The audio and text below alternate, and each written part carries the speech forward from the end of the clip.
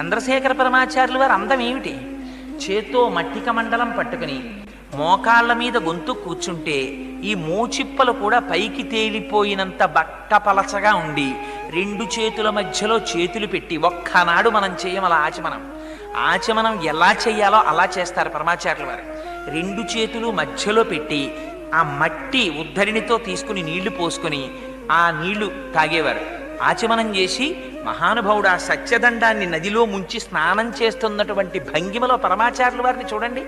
ఏముంటుంది? డొక్కు శరీరం, ఎముకల గూడు, అయినా విభూతి, ఇంత కుంకంబొట్టు, ఇంతంత రుద్రాక్షలు, ఆ తలమించి వేసినటువంటి బట్ట, కళ్ళకి పెట్టుకున్నటువంటి అతి చౌకబారు కళ్ళజోడు, దానికి పెద్ద పెద్ద భూతద్దాలు.